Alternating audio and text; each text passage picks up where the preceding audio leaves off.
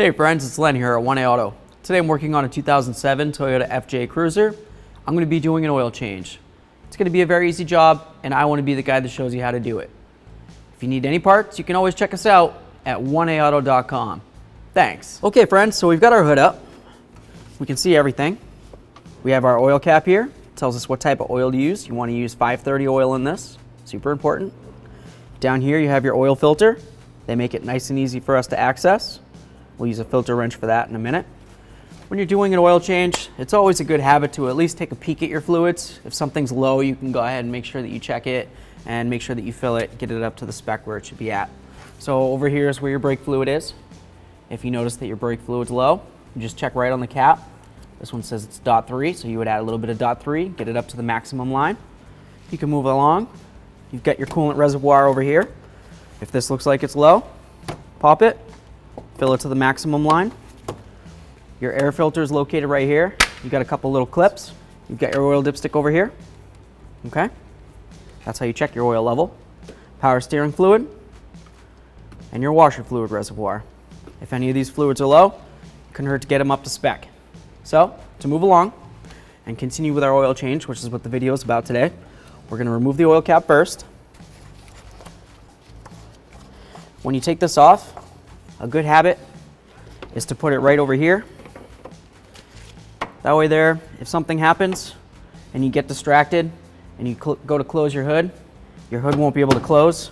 You're going to realize something's wrong. You didn't put on the oil cap. Did you add oil? I don't know. I got distracted. It's still here. That means we didn't add oil. The hood can't close. We can't go driving down the road and make a detrimental mistake. So, right here's our oil filter, as I stated. I'm going to use my filter wrench. Or if you're strong enough, you could do it by hand. Good for you. This one's on there nice and tight from the last person, which I think it might be a little over tightened personally. They don't have to be super, super tight.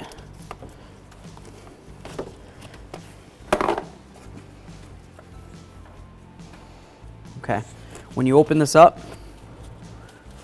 oil's gonna drain out.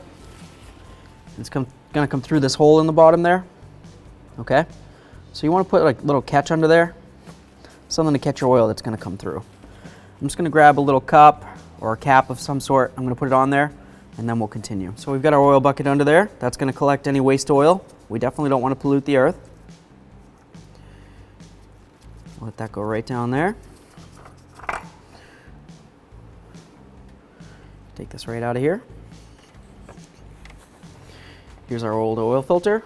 We'll make sure that we drain this and dispose of it properly. So now we're going to take our oil filter. Generally speaking, I like to fill the oil filters, but where this is upside down, I'm definitely not going to fill it. I'm just going to put some up in this upper ring up here, and that's just so I can use my gloved finger, coat the top of my oil filter. If you're not wearing gloves, obviously you don't want to be putting your fingers inside the oil. It is a chemical, and your skin's an organ, and it'll absorb it.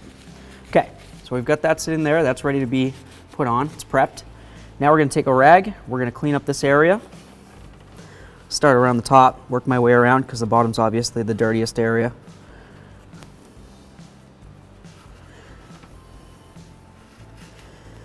Just try to get out as much of that as we can. Make this as clean as possible along where the seal is going to ride, or gasket. Okay, take our oil filter, put it right up on here.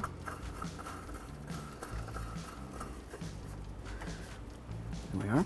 Got it bottomed out. Just gonna dry it off a little bit here. Okay, so basically I have it bottomed out right now. At this point, to tighten it down, I'm just gonna use my band wrench again. Just gonna go like that, and then like that, and that's it. You don't need to keep going and going and going until the metal part of the filter is hitting up against the base. That's entirely too tight. Just tighten it up as much as you can by hand. Give it a couple cranks, right? It's bottomed out. Give it a little bit extra, and then grab it with your wrench, and just a teensy bit, okay? You only need to go like plus 3/4 of a turn once it's touching. So we'll get all this out of the way. Now we can get under the vehicle. So right under here, this is our drain plug. It's on the very small oil pan. The FJs have the smallest oil pan that I've ever seen. I'm going to take a 14mm socket in my Ratchet, Of course, I have my safety glasses on, hand protection, super important, and our collection bucket. We're gonna get ready to drop this down. When it comes down, there's a chance that it could come splashing up, so make sure you have your mouth closed and your eyes protected. There we are. We're gonna let that do its thing. When it's finished draining, we'll be able to continue. Okay, so just a note, your vehicle may have some skid plates under here, right? From the front to here, and then from here over to here. The access hole to get to your drain plug should be right about here in your rearward skid plate or protection plate, whatever you've got, okay? This one doesn't have them on it. While you're under here, if you wanted to, you could check your fluids. This one would be easier without the skid plate on there. This is where you check your front differential fluid, and if you wanted to drain it, there's a drain there, okay? Obviously, you wanna make sure that the fill plug comes out before you go ahead and pull out a drain. I mean, that only makes sense, but anyway. So you've got that up there for your fill and front diff. You could check your transfer case fluid with this right here. This is your check plug or fill plug for your transfer case. That's the drain, 24 millimeter. And then back here at the rear differential, you've got your fill plug right here or check plug. And then of course the drain right here, okay? And if you wanted to see a video on how to service any of these fluids, of course you can check it out. So these FJs, on the drive shafts, they have a lot of grease fittings. There's one on each U-joint. So this one has a grease fitting, this is up top. But you know, if you have the vehicle in neutral and the wheels are off the ground, you can spin this. This is not in neutral, so I can't. So there would be one back there at the rearward U-joint. Follow this up. This area right here should be lubricated. To lubricate it, up along the this part of the yoke, except up on the top, there's another grease fitting. Okay, pretty much right where my finger is. All right, and then right inside here for this U-joint, there's another grease fitting. So there's three, right? Three so far. Then you got your front drive shaft. This one has a grease fitting as well. Let's see, it's right inside there. They're really hard to get to. You could take off these two 10 millimeter bolts right here, or 12 millimeter bolts, sorry. Take these off right here and get this shield out of the way if it makes it easier, or you could just turn it in this direction and put your grease gun through. There's also another grease fitting right here. Okay, so there's one in between there, then there's one right on my finger, and then there's one all the way up in the far forward right here. Okay, so you've got three for each drive shaft. And then of course, some front end stuff, when you replace parts, sometimes front end things have grease fittings as well. So you'd want to grease those as well. Okay, so we've got our drain plug, we cleaned it off. I replaced the gasket. If you have access to a new gasket, it's always a good idea. Just wipe off the pan around where the gasket's gonna ride.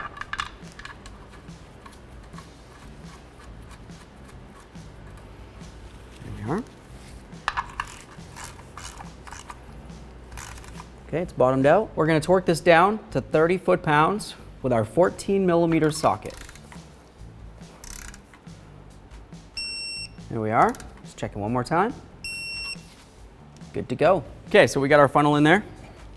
Now we're gonna add 5.5 quarts of 530 oil. Okay. That's our last bit. I started with the half quart, then I finished up with the other 5. Move our funnel.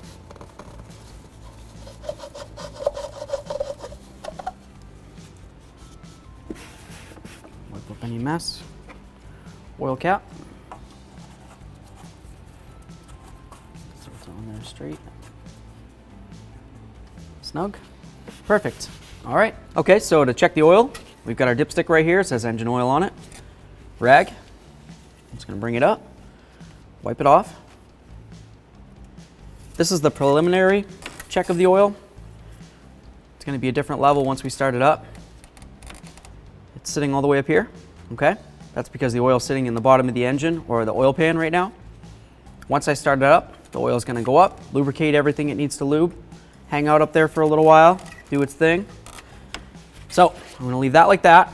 The dipstick's all the way down. Now I'm going to jump inside the vehicle, start it up for a second, let it run for maybe 15 seconds, turn it back off, make sure I'm on a level surface, And then I'm going to recheck the oil level. It should be between the lower level and the upper level. Anywhere in between the low mark and the max mark is fine. Okay, so I'm inside the vehicle. I'm going to go ahead and start it up.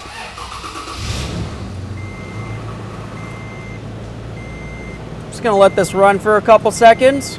Now we're going to go ahead and lift up on the dipstick, wipe it off immediately.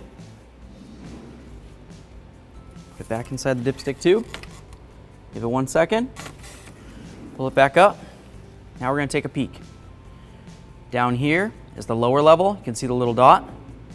All the way up here is the upper level. You can also see that dot also. The oil level is right in between. Looks good. If you are unsure, just wipe it off and go ahead and do it again. That one looked good. I'm not worried about it. We'll put that down in there. Make sure everything's nice and tight. Just give it a quick double check. Here we are. Off we go. Easy peasy. Thanks for watching. Visit 1aauto.com for quality auto parts shipped to your door, the place for DIY auto repair. And if you enjoyed this video, please click the subscribe button.